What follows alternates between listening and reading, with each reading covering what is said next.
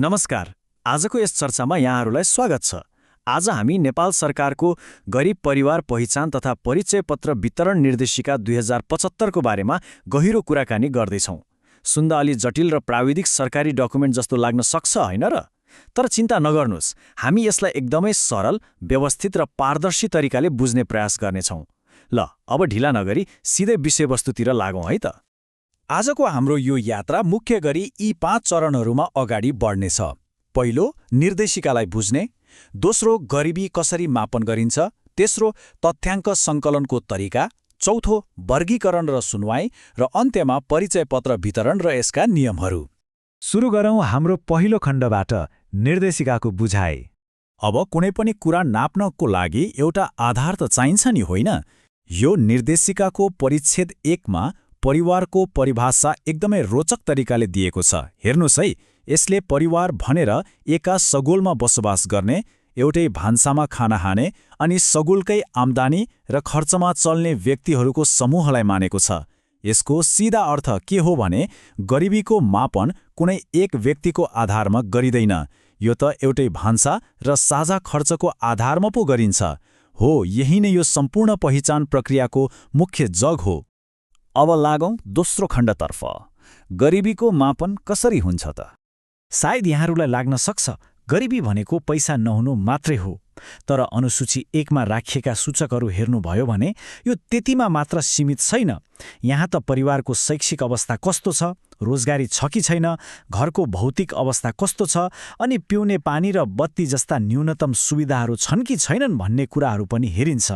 त्यसैगरी कुन भौगोलिक क्षेत्रमा बसोबास छ, सीमान्तकृत जात जाति हो कि होइन, र जग्गा जमिनको अवस्था के छ भन्ने कुराले पनि ठूलो अर्थ राख्छ।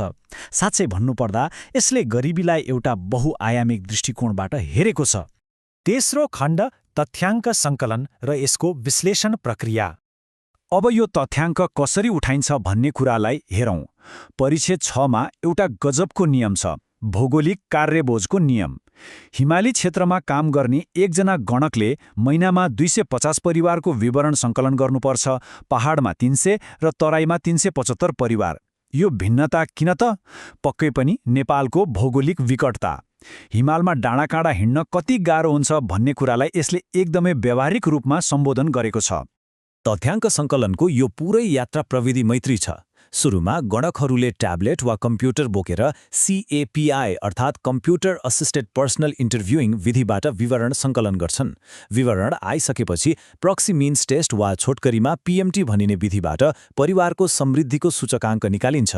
सुन्दा अलि प्राविधिक लाग्यो होला, तर सरल भाषामा भन्दा यो भनेको अघि हामीले कुरा गरेका सूचकहरूको आधारमा उनीहरूको सम्पन्नता नाप्ने एउटा गणितीय तरिका हो।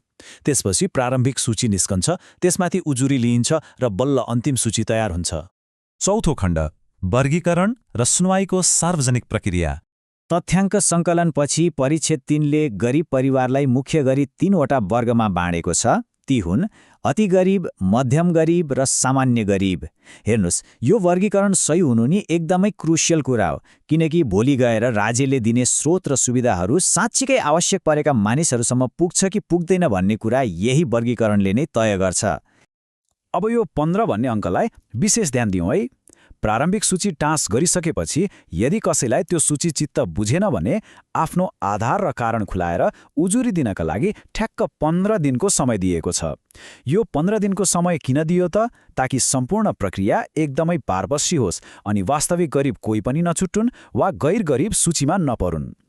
अब हामी हाम्रो अन्तिम खण्डमा आइपुगेका छौँ, परिचय पत्र वितरण र यससँग जोडिएका नियमहरू।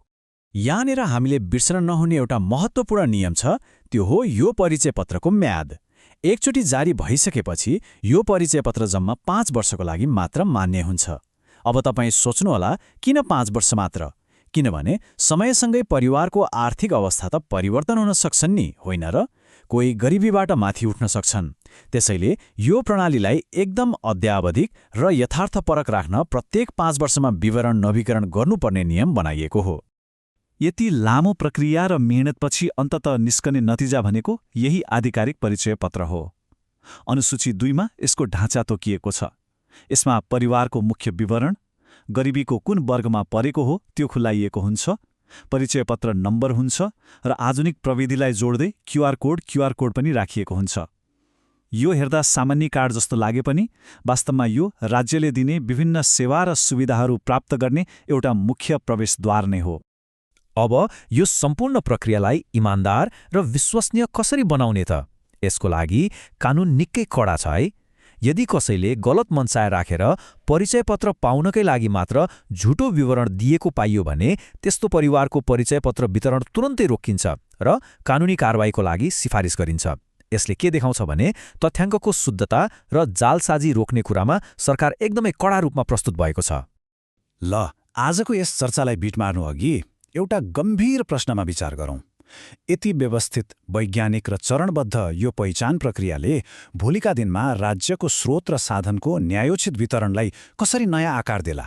पक्कै पनि राज्यको बजेट र सुविधाहरू साँच्चीकै आवश्यक परेका व्यक्तिहरूकै हातमा पुग्दैछ भन्ने सुनिश्चित गर्न यस्ता तथ्यमा आधारित नीतिहरूको भूमिका एकदमै ठूलो हुन्छ। आजको यस कुराकानीबाट पक्कै पनि यो निर्देशिकालाई अलि फरक र स्पष्ट दृष्टिकोणबाट बुझ्न मद्दत मिल्यो होला। साथ दिनुभएकोमा धेरै धेरै धन्यवाद।